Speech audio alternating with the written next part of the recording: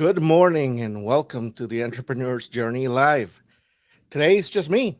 My name is Martin Noches. I'm a management consultant and I've been that for about 20 years.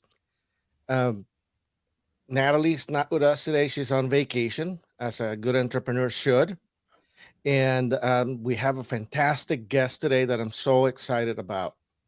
Our guest today is Meghan Kelly. She is the CEO and co founder of Formata. The Formata is a digital agency that is really creating uh, some great impact in our community, and I can't wait to hear from Megan today. But before we do that, I just want to remind you of a couple things. If you have a question for Megan, a question for me, a question you want answered in the show, you can just drop in the comments wherever you're watching, or you can actually even ask to be in the show live. So if you're brave enough to do that, feel free to bring yourself in, and I will invite you to be in the show and ask your question in person. But without further ado, here's Megan Kelly. Hi, Hi, thanks for Megan. having me. Hi. So happy to have you here today. Likewise. So, our show is completely unscripted. So you have no idea what I'm going to ask you. Okay. Yeah. But I wanted to talk to you about some of the things that you and I have talked about repeated times. Right? We always meet up. We're friends. hmm We're also colleagues in a way. And we've had so many interesting conversations that I'm really excited for you to share with some of our audience. Um, the main thing I want you to talk to people about is making that leap. hmm Right? The most people have a job. Most people have a a job that they work for, corporate or otherwise, and a lot of us think about what it would be like to be an entrepreneur, what would be like to be your own boss, what would be like to do your own thing. And I want you to sort of like transport yourself back to before the beginning. Yeah. Okay. So, when you are in the car and you're a passenger and you're looking out the window and you have kind of a blank mind, it starts to fill with like different daydreams. And for years before we started Fermata, I would think about having my own company or building a company, like being in a position where I was able to bring people together, bring a team together, and build a company of like-minded people. And I kept that in my head for a really long time before I was able to articulate it externally. I think because I felt really like vulnerable, I guess, and like I might not do it, and if I say it out loud, it might be embarrassing, or I guess I can't tell you exactly why, but I thought about it for a really long time before I did it. And if I was at an event where there was a speaker on stage who was talking about their business and their success story, I would like picture that being me. So for a long time, I just thought about it. Um, I also think it helps that the job that I had right before I started Fermata with Garrett, I it was a late stage startup, I guess I would call it, when I started, and so there was a lot of freedom and flexibility to build. So I did get to experience building inside of someone else's company and realizing it was something that I really liked doing, and I was oftentimes good at recognizing talent in people before they Mhm. might see it in themselves. I liked figuring people out and putting a spotlight on them when they really excelled at a particular skill. That's great. So when you were daydreaming about the business, was it a single idea? Were you one of those one track mind people? It's like, this is exactly how it's going to go. This is what I'm going to do. Or were there many things that you had that were like bouncing around for you as possibilities? Yeah. It wasn't like, oh, I should start a digital marketing agency. It wasn't specific to that. It was more nebulous than that, way less specific. It was more about like bringing a team of people together. Like that's what I like to do. I've always loved the people side of building a business, and I used to feel really insecure that when it comes to digital marketing, like I'm not the expert. Like you do not want me in the back end of your website. That is not my skill set. And so I used to feel insecure about that. And I wouldn't be willing to have conversations about digital marketing because what if I got a technical question that I couldn't answer? But to answer your question, I wanted to bring people together. I didn't want to start a specific type of business. Like that was my daydream was not agency related. It was people focused. Well, then that's what's missing sometimes in the stories we hear from entrepreneurs, right? Mm-hmm. You and I were talking about it briefly before. Uh, they're too filtered. By the time you hear somebody who's made it in the entrepreneurship world, they're always like, "Oh yeah, I totally meant to start Microsoft," right? Yeah. And it's just hardly right. Like, there's no way that that was the dream. Right. There's no way that that's what somebody set out to do. So I really like how you say that your idea was, bringing talented people together, and it's Mm-hmm. almost like see what happens when you do that. Yeah. But ultimately, you had to zero in on something. Yes. What did that take? How did you do that? Yeah. Well, I mean, I worked in digital marketing prior, so I had experience and then connections in that space. And then I also, I think it's also really important to note that I did not do this alone. Like I could not have started a company without a co-founder.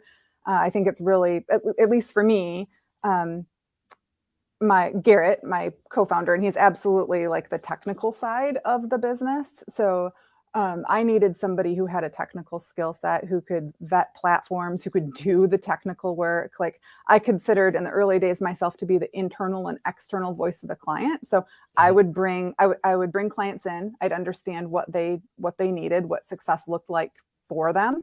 I'd extract that out of them. I'd share it with Garrett, and then we would build something to support that. So I couldn't have started a business without someone who could deliver on the technical side. Am I answering your question? I can't remember what the original question was. No, absolutely, you are. Okay. Uh, Basically, if you had multiple things that you were thinking possibly you were going to build, and then finally zeroing in. So I think bringing in Garrett, that's the idea, right? You basically brought somebody in that brought clarity to what you wanted to do. Yes, and I Um, didn't bring him in. Like the idea was we worked together prior, and so we would talk about like what if we started our own thing. We worked really well together, and in fact, like we you had brought this. each other in. Yeah, we started talking about like what if we didn't have corporate red tape and we could just like build our own thing. We shared an office. We were like 18 inches away from each other for 6 years. So we had a lot of conversations, and we started to talk about like what if there wasn't what if there were no restrictions? What if we could just build? And that's where the idea for Fermata originated, was from those conversations and from that partnership and from having some really difficult professional experiences together. Like we got to also see each other at our worst, and that wasn't scary enough to keep us from starting something together. I think that's also really important. I think sometimes people um, think that because a friendship exists that you might be good business partners, and I don't know if that's necessarily true. I think you have to be. For Garrett and I, we were friends, but I think we've gotten to be better friends Yeah, as our business partnership has proven itself. that's absolutely great. And one of the things that I always talk to people about is people choose partners or choose to partner for the wrong reasons. Mm-hmm. You know, a lot of people choose to partner because they know there's going to be a lot to do, but they don't necessarily choose to partner because somebody brings in what they're lacking. Yeah. Is Yeah. that kind of the case for you? Is that like you are you guys that complementary? I mean, I know that you're very very outgoing and you're basically the builder of the business and the translator of the business, and Garrett is highly technical and intelligent. But is there more to it? Is that like a fit of personalities too? Yeah. I think for me, I could not start a business with someone if we weren't like morally and ethically aligned. Like I think you have to have that as a foundation. And then you have to have a little bit of overlap in your ability to communicate. I think like you have to be similar, or your goals for communication need to be similar. Like I couldn't be in a business with somebody who completely shut down. In fact, I'll expand on that a little bit. But when Garrett and I used to work together previously, and even sometimes now, people will be like, assume that Garrett and I are like arguing or we're mad at each other. But we just have gotten really good at having very direct conversations where the best idea wins and there's very little emotion involved. So I think you need to make sure that when you partner with somebody that you're aligned on your like core values, for lack of a better term, and your communication style is complementary. Like I mentioned, like I can be super direct with Garrett without worrying that his feelings are going to get hurt or it's going to turn into something weird, you know. and Mhm. and that's where we're absolutely different. Like garrett loves like Garrett loves video games and comics and like things that I'm like I find like just boring and uninteresting. And he also he has this like technical skill set. He like is able to jump into a platform and just like his mind just figures it out. You know, for me, if I'm learning a new operating system or a new platform or like new technology, I will fumble through that and look for shortcuts and avoid it at Mm. all costs. And Garrett is just like able to get into something like that and just his brain just sorts it out for him. And Yeah, I don't work like that. So I think it's really important to have those overlapping skill sets rather than like, you know, we're definitely not clones of each other. totally. When when you think about those differences, right, things that you like that are different, um, you knew those going in, Yeah. right? Before you guys decided, okay, we're going to come in together. And then you said something interesting to me that you said something about people tend to select a friend and then to partner up, and that may or may not work. Yeah. Um, let's talk about friends for a second. Okay. One of the things I get a lot is that entrepreneurs feel unsupported. Hmm. What is the best way for the friends of an entrepreneur to support them? Oh my gosh, just ask some questions. Like just show a general level of interest in what your friend is building. That's it. Like you don't even just ask. Just be curious, I guess is the best advice. You know, one of the things that did not, and we're a fully remote company, so this could be contributing to this feeling as well.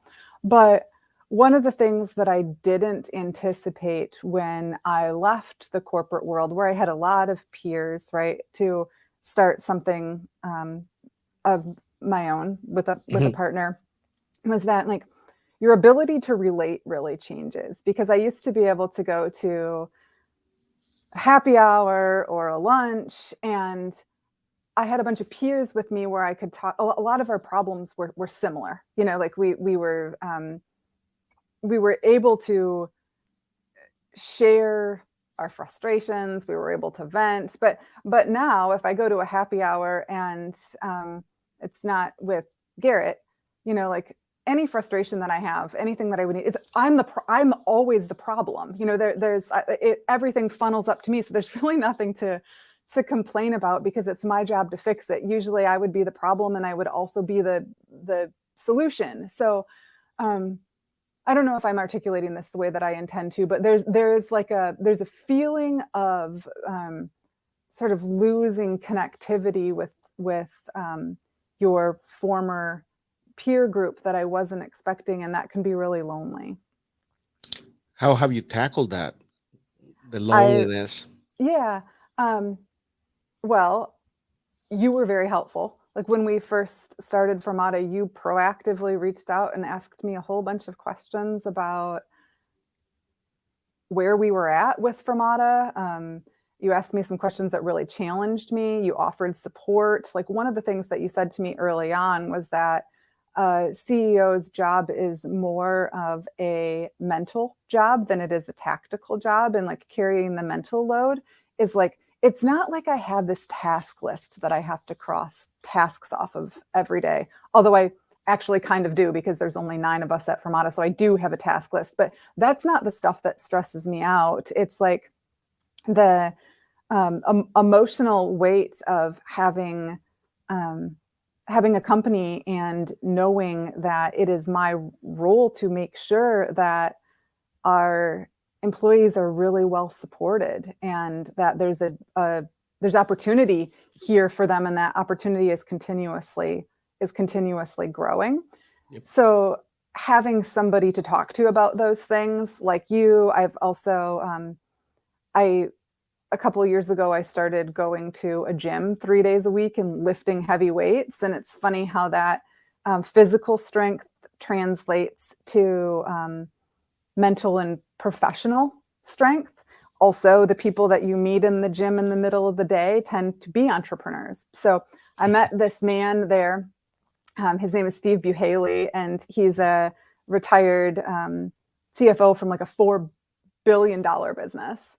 And he and I meet for coffee once a month, and he talks to me about entrepreneurship.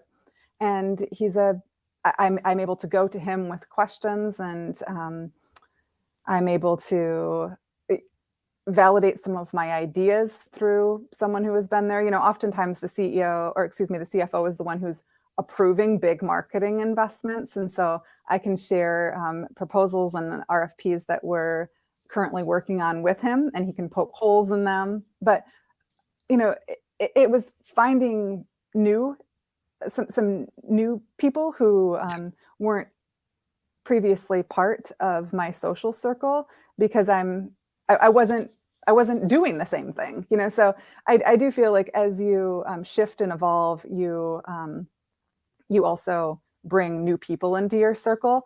My friend Will is also I think you know Will Smith. Like he was a friend from years ago. We met at work, and we stayed in touch, but we're both building and growing businesses now. He's listening and so, today. Yeah, I see him here, and we have lunch once a week, and we talk about our businesses. We cheer each other on. Like I find that like having a network of people who understand because they've also been there is really helpful.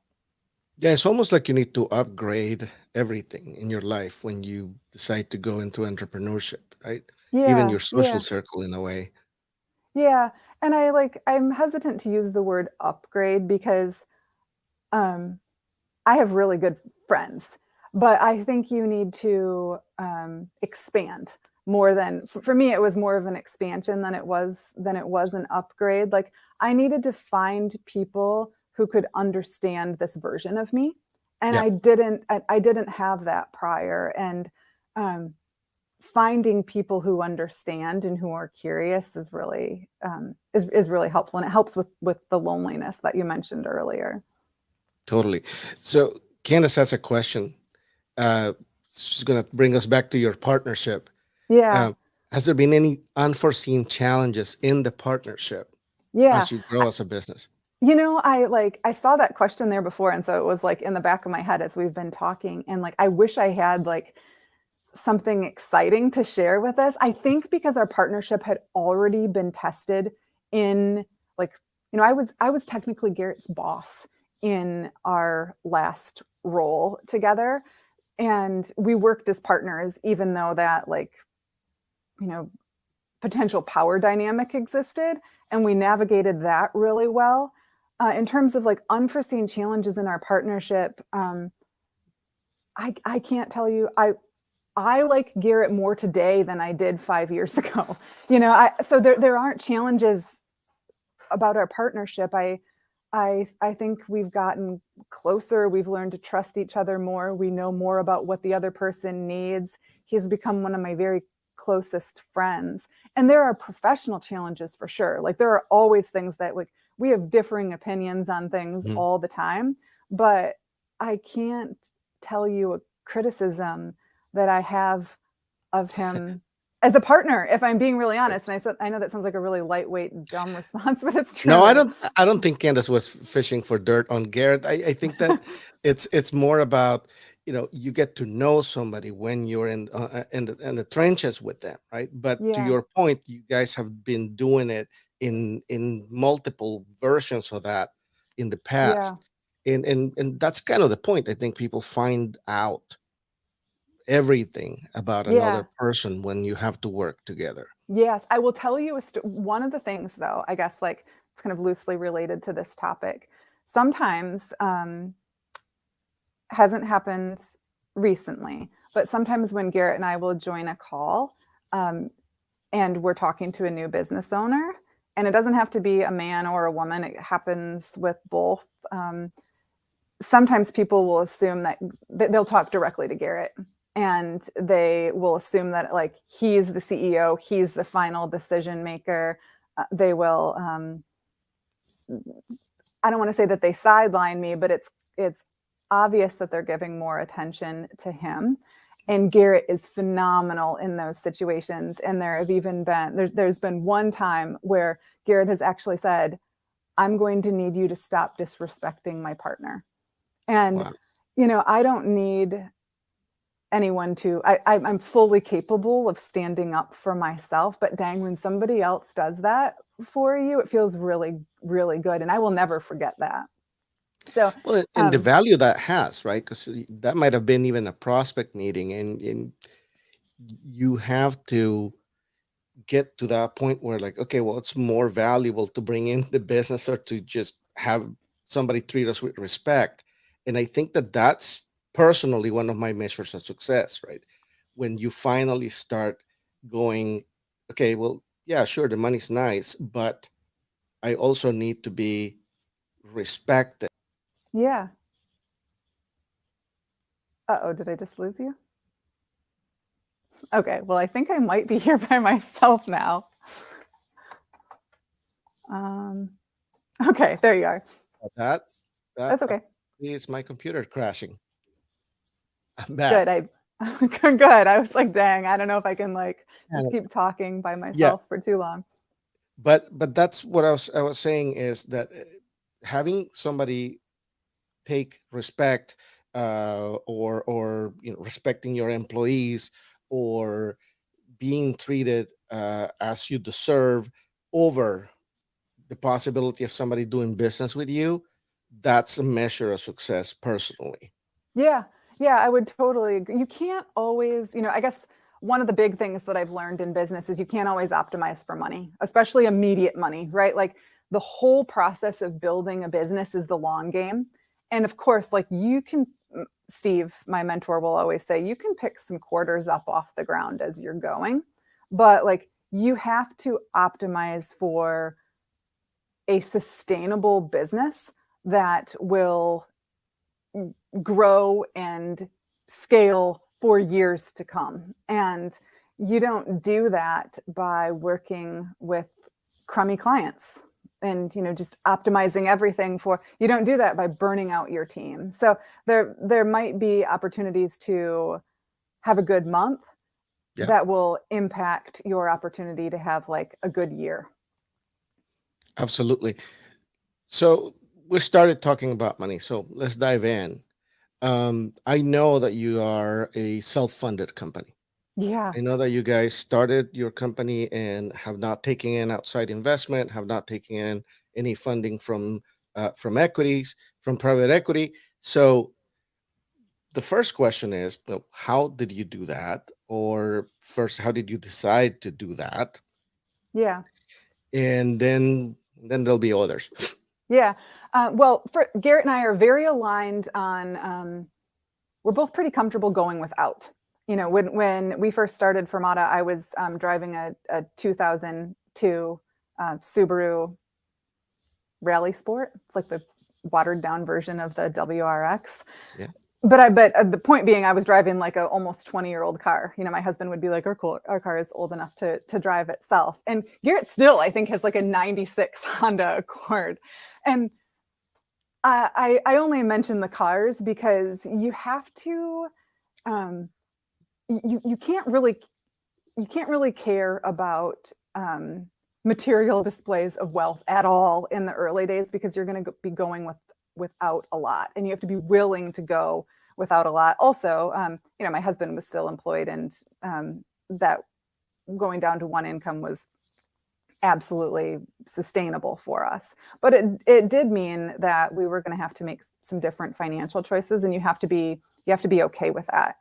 And also, to get started, Garrett and I both just put $15,000 in. So we had like this $30,000 pot, and we took no salary for 18 months. So we worked for our own company for free for 18 months. I think a lot of entrepreneurs do that. But I'll share this thing that I did that I was telling you earlier, that like at the time that I was doing it, and even for years afterwards, I was really embarrassed and ashamed that I did this. But now it's just part of my story, and I realize how it got me through. So I for years, when we first started Fermata, in order to make myself, I think, just like feel safer, I would go to the Goodwill bins and I would buy clothes and I'd resell them on Poshmark. And I would like spend all this time like sorting through these bins at Goodwill, and then like washing the clothes and listing them on Poshmark, and I'd make a couple $100s a month. It did not pass the financial logic test in terms of the time that it took me to do this, or like also like the professional logic test, because I should have just been focusing that energy on the business. But it was this weird anxious thing that I did that got me through this period of feeling insecure and out of control because I had no income coming in. So it allowed me to like have some control over my income, even though it was so limited and distracting. It's something that I did in order to get myself through that period of feeling like, dang, things are really financially lean right now. And you were doing it to shore up your idea of, while I build this, I'm just going to bring in whatever I can from somewhere else. Yes, Correct? but I do not recommend that. If I could go back and talk to 2018 me, I would be like, that's dumb. Don't do that. But I What would you also have done don't. instead? I would have not done that at all. I don't know if I would have done anything instead. I would have just I would have focused that energy on the business. I would have used that time to like take walks and listen to podcasts. I would have done something less like pointless, I guess. But I love thrifting. I don't know. I guess it was just sort of an expansion of something that I already kind of liked, but it didn't contribute to the growth of the business. And it really just got me through my relationship. I learned a lot about my relationship with money through that. And through the business, I've learned a lot about my relationship with money. I used to think that money was something that you hoard. And if I had a couple dollars, I'd immediately put it, I'd save a lot, and I'd save and save and save for this feeling of security. And I still obviously think that having savings is important, especially in business. You should have like 3 to 6 months of your operating costs saved all the time. Like I totally believe that. But I've also been able to shift my mindset and think of money as a tool. And it's something that if you're not properly investing will inhibit growth. And so my whole relationship with money and how I use money and how I think about money has absolutely changed. And that has definitely been I don't think it would have ever changed if I wouldn't have started a business. It needed to be. We wouldn't have gotten here. We would have never been able to invest in a team, invest in technology, invest in really anything if I kept that hoarding mentality about money. Yeah, and I think that there's also an important difference between activities you do while you're trying to build an idea. I tell some of my startup clients, that there's a big difference between a side hustle and a side business. Yeah. I recommend for people to start building their business while they're gainfully employed, and there's a big difference, right? Yeah. You can side gig the thing all day long, and that's not going to build anything. It's not going to build the Hmm. business. It may give you a little extra spending money or whatnot, but if you're doing it in service of something else, it might be okay, Yeah.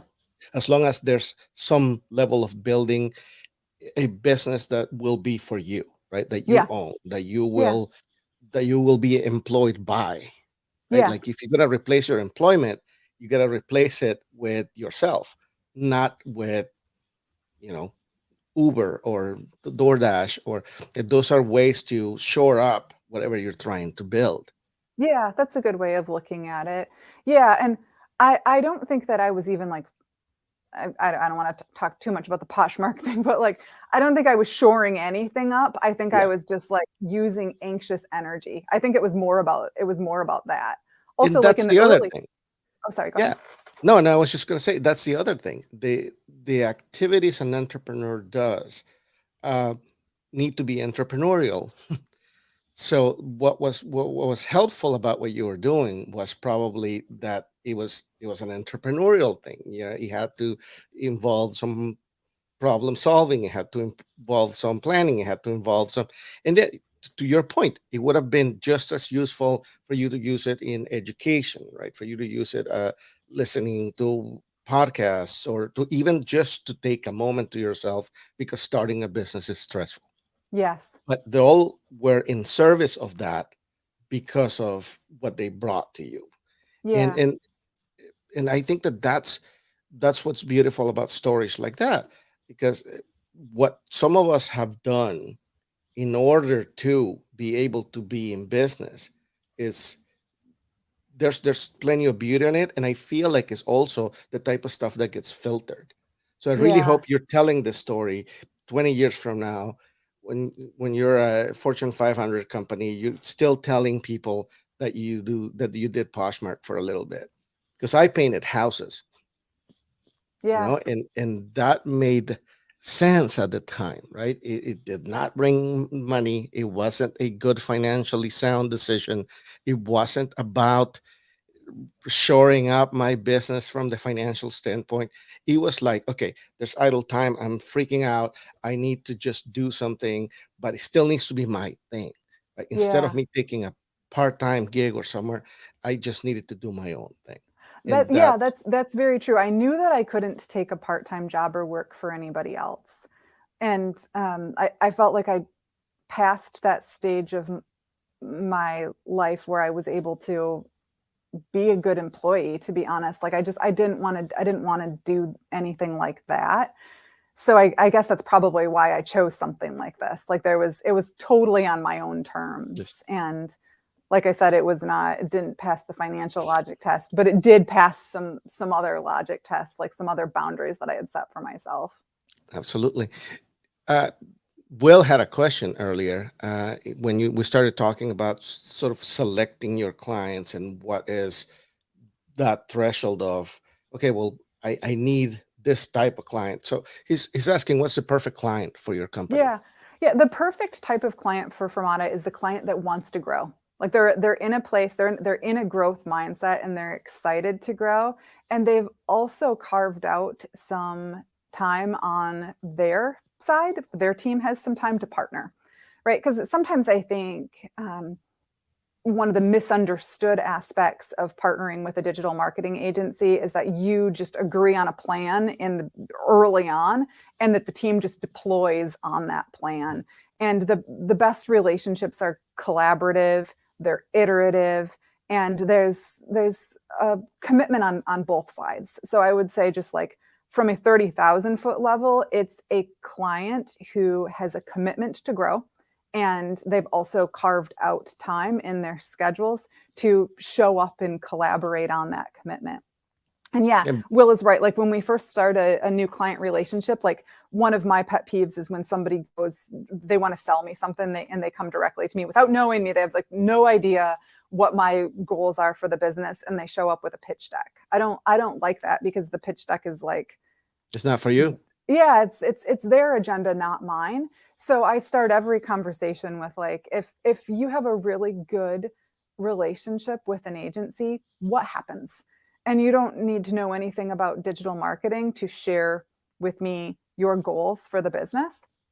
But then the second part of Will's question, what, and secondarily, I know you ask clients what success looks like for them. What does it look like for Fermata? Yeah, like Mhm. we want to continue to grow and scale. You know, we're on track to hit 3 million in revenue by the end of this year. We have found our niche partnering with larger medically based clients. So we tend to do a really good job with clients who are in the medical space or the medically adjacent space. Mhm. And they want to either expand their medical teams. We work a lot with the employment sector in the medical space, or medically based clients who want to expand their patient base or offer a new product, maybe even like medical device space or like EMRs. So medically adjacent clients where we do really good job there, a Right. really good job there. And I'd love to work with more of those. So success looks like us doing a lot more of what we're already doing. I also realized that like, I'm going to keep going on this question for just a minute, because one of the things that I realized that I need to do a better job of, and I'm really trying, honestly, that's why I'm here right now. If you would have told me like, 2 years ago that I would show up on a live podcast of any kind, it would have just felt really vulnerable to me. I don't think I would have liked that. But one of the things that I have had to learn is when you are an employee, or for me, this is the way I feel. Everything I'm sharing obviously is not prescriptive. It's like my personal experience and things that I've learned personally. I totally respect that other people would have a different journey.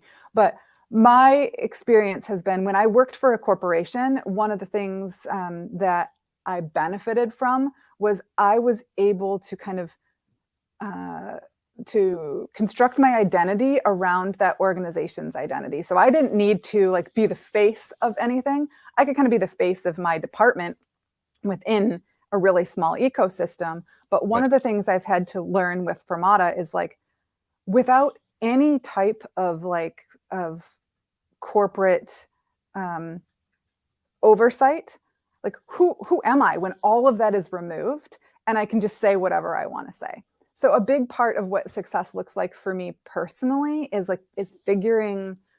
continuing to figure that out and show up authentically. And I know like the word authentic gets thrown around a lot in business, and so I like almost hesitate to even use that word, but like I'm trying really hard to show up as the real me, and continuing to do that, finding new ways to do that is what success looks like for me personally over the next year or so. Yeah, no, I feel like authentic gets thrown around for a good reason.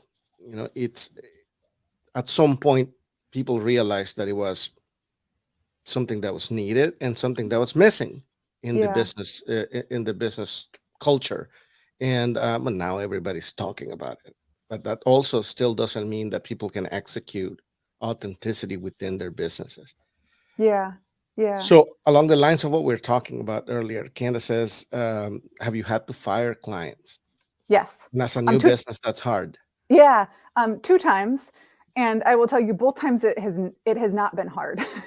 you you I don't know how to like expand too much on this without like unnecessarily sharing, but like when you establish your boundaries, it is not hard to understand when somebody breaks those boundaries. And it doesn't need to be this emotional thing, like you can have a couple conversations about like, all right, like you're not meeting our minimum terms of professional communication, and if that continues to happen, then we just tell them We're this isn't done. working. Yes. And Yeah. so one time it was a communication like respect issue, which that one was incredibly easy to, the client made it very easy for us to know when we had hit a boundary. The second time, it was a financial thing where like the client was just unable to pay us. They kept promising that they had investor money coming in, but you obviously want to be sympathetic to that and empathetic to that for a period of time, and we were, but they were unable to keep their payment dates, and we were just like, oh, we can't We're done. work. Yeah, we can't work for free. So let's talk about fears and concerns for a second. When you were thinking about being in business, and then maybe for the first couple of years of being in business, what were some fears or concerns you had that did not turn out to be anything? Okay. And what were some things that you didn't even see coming that were serious things to worry about? Yeah, I thought the big problem was going to be finding clients early on. Like what I thought was going to be a struggle and what was actually a struggle were like, nah, like not the same. So it wasn't hard to find clients initially because if you have a strong network, you brought us clients. Numerous other people that we had worked with professionally brought us clients. I had mentioned the last company that I worked for, like the owner of that company or the prior owner of that company, he gave us all of his business just right out of the gate, which was very generous. So we didn't have a hard time finding clients. But what was hard was when we first hired people. Like I thought it was going to be easy when we hired our first team members, but that's when I really felt, I think any business owner would tell you the most stressful thing that could possibly happen is that they couldn't meet their payroll. And it's one thing if like Garrett and I can't pay ourselves, right? Like I can sell some shit on Poshmark. I don't, but like We can always circle back to the Poshmark. Yeah, but I can't be like, oh, sorry, team, we can't meet payroll this week. So my suggestion is that you go to the Goodwill bins. Like you have this like additional responsibility when you bring people onto your team. And for a period of time, like I could not sleep. I would wake up even though our cash flow looked good. We were very smart, and my CFO friend had really helped us to make sure that we were in a position where we could actually hire people. Like when we first hired our first team members, we had a full year of their annual salary like set aside in a special account, which was also unnecessary, and I wouldn't do that again. But it's the vulnerability of becoming asking people to leave a job where they have relative security to start with your new, that I felt very I felt like I didn't want to let people down. You can't let people down, and that's a different thing. Like you can make that decision for yourself. You can tell yourself that you're not getting paid. You cannot tell an employee that. And you also need to build a ramp for them to continuously have more opportunity and get paid more. So that was very, very stressful, and learning how to have that type of responsibility on your shoulders while also not letting it crush you there's a big learning curve there. Yeah, and some of our earlier conversations were around employees and bringing in employees, and some of them were also around pricing yourself and costing of things. Yeah. How did you finally come to, okay, well, this is what we represent to the marketplace, right? This is our pricing versus, what things cost us to do. Yeah. Well, to be honest, that's still a little bit of a struggle. When we first started, almost all of our services were a la carte. So if you wanted a website built for you, we would say, oh, this is how much it costs to build your website. Here's the timeline for building the site. And then once we're done building, the project is over. It's kind of like writing a book, like we published the book and then it's bound. And then if you want to write another book down the road, cool. But like, we're not reopening this one. That is still something that we offer our clients or prospects, where if somebody comes to us and they just want a website built, we will do that for them. But when you really think about any digital marketing services, websites included, they're iterative, right? And so when you build a website, like if you think of it as an actual web, it starts like this, but you want to constantly add new and relevant layers of content to it to make the web bigger and like increase the likelihood that someone on the internet is going to get stuck in it. It's never over. Like building a website is something that is like you're never done. Yep. So we have transitioned having conversations to our client relationships to what we call partnership. And that's where we build the site, but we are on a monthly retainer to continuously go back to our clients and suggest new content ideas, answer new questions that are appearing in their industry in the form of blog posts, like be a continuous source of content dissemination rather than like we publish this and it's done and it's stagnant. So we are, let's see, we make a lot more money on partnerships than we do on one-off projects because the one-off projects we also are, we don't do a good job of being like, just like we're done. We offer white glove service pretty much no matter what. And so one of the things that we're struggling with right now is like on those a la carte projects, do we continue to offer those? Because in many cases, they're a loss leader for us because we don't. Your cost is high. Yeah, our cost is high and our team we're not built to pull back and just say we're done. And I think we're going to need, that's something we're going to need to figure out this year is like, how do we continue to offer an a la carte web build in a way where it's still financially feasible for us to do that. So you're in year 6 or? It will be 5 years that I quit my job on August 31st. Okay. So you're in, we will. Yeah. So you're in year 5 and about to be in year 6. Yes. I apologize because it was a bit of a loaded question. Okay. Because pricing and costing is a never-ending game. Mm-hmm. And I asked you because I knew what you were going to say is we're still figuring it out. And it's one of the things that I encourage people to really let go of as a concern when they're thinking about starting a business. Because if haven't started, right, you haven't even sold a single thing and you're concerned about price integrity, you're thinking about the wrong thing. Totally. Like the first few years of Fermata, it was just me and Garrett, and we made nothing that we did made any sense price-wise, but it helped us like going through the process of building a website, building and launching and managing a campaign, building custom reports. We learned the process. So it was necessary to go through the exercise, not to optimize for money, but to optimize for process, right? And so people would choose us because we were good and we were cheap. We couldn't be cheap for too long or we couldn't stay in business, but taking those inexpensive projects allowed us to go through the process, to build that process, and then to ensure that like the process is strong. And that's when we needed to start like increasing our pricing once we were sure about our process. And obviously, like once we were hiring a team, we had to have revenue to support that.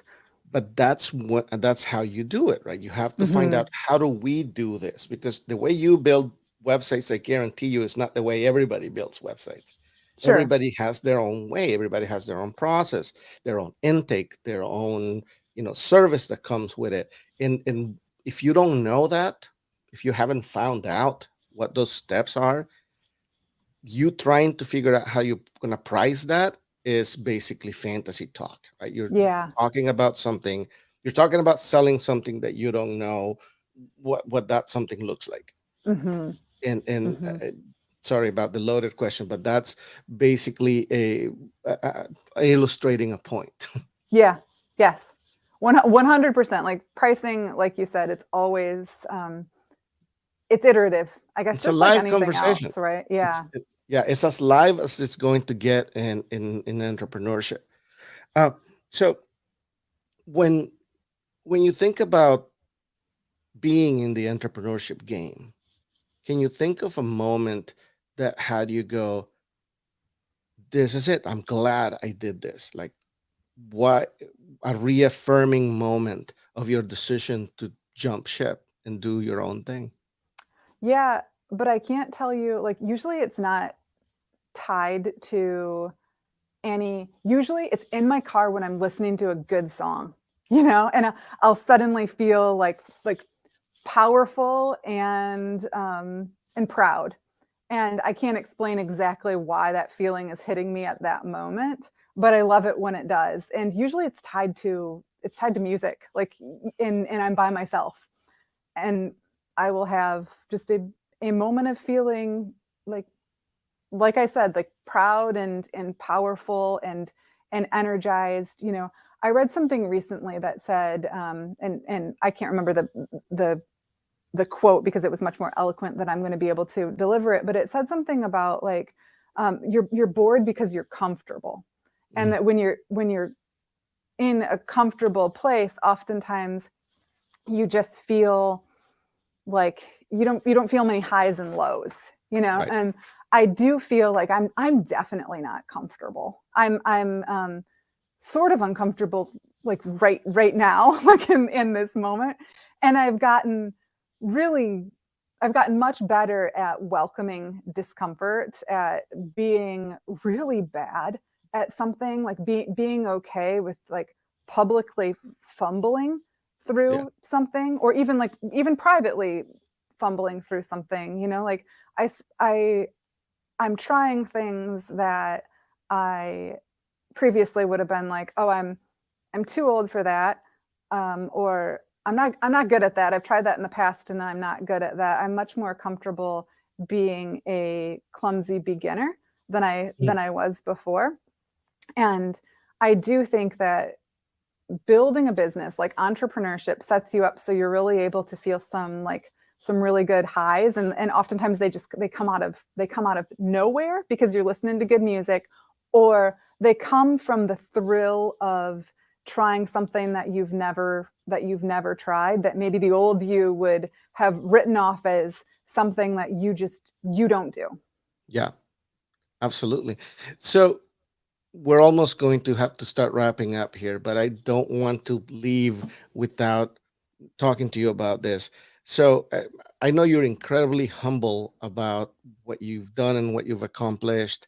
And you said it earlier, you don't want to be prescriptive, that this is not like a how to for people, but you are, in fact, farther ahead in the process that somebody who is just beginning, somebody who's thinking about being an entrepreneur, somebody who is, you know, having one of those daydreams while they're sit at their job. So, with that in mind, if you could like place or implant a piece of advice on the minds of all of those people, what would that be? Hmm. Like, if you are currently in a place where you're having like those daydreams that I described earlier, where like when you're looking out the car window, you're like thinking about building. Um, and if there's somebody in your, because like I said earlier, I wouldn't or couldn't do this without a partner. And so if there's somebody in your life that you think might be a good partner for you, you've had those successful you've crossed a lot of professional hurdles together in the past, I would Yeah. encourage you to start having conversations with that person. Like, if you're afraid to bring it up to them, don't be afraid to bring up like, what if we did this? Have you ever thought of this? Because I don't remember who brought it up first between me and Garrett, Hmm. and we could have just as easily not. We could have just, none of this would happen if we weren't vulnerable enough to have the conversation of like, what if we start a business together? And like I said, we were not like best friends. I didn't hang out at Garrett's house or anything. Like, we were coworkers who like got along well, but I wouldn't really describe us as like best buds or anything. So it was kind of a vulnerable thing to to have the conversation. Yeah. So that's my long-winded advice is like, if there's somebody that you're like, dang, I'd love to build with this person, be vulnerable enough to say it out loud to them. Yeah, and conversations are free, Hmm. right? You can actually explore things inside of a conversation with someone. And it's not the 80s anymore. Nobody's paying for ideas, right? There's no investment for ideas anymore. Yeah. So, you know, feel free to share with somebody, hey, this is what I'm thinking. What do you think? Hmm. Or having conversations where like you voluntarily let somebody shoot some holes at your stuff. Yeah. I find those incredibly valuable for me. I Yeah. surround myself with people that are kind of like me. They're kind of blunt, and I say, hey, I want you to just shoot holes at this thing.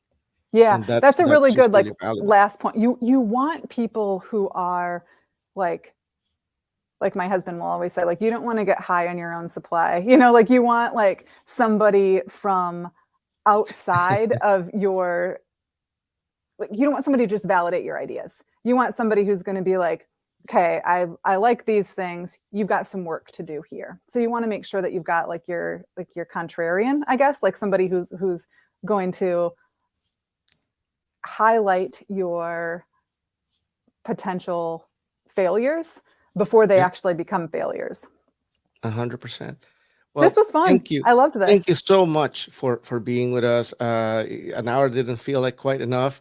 And you're welcome to come back at any time. I would We would love love to. to have maybe Garrett and you at some Yeah. point, Yeah. to hear his side of the story. But again, really thank you for the time. I appreciate what you're doing. I love watching your business from outside grow, and you employ people and how you relate to them, and it's fantastic to watch. Thank you, Martin. So You've been, like I said, a really good friend to me along this process. And I appreciate it so much. that part is certainly my pleasure.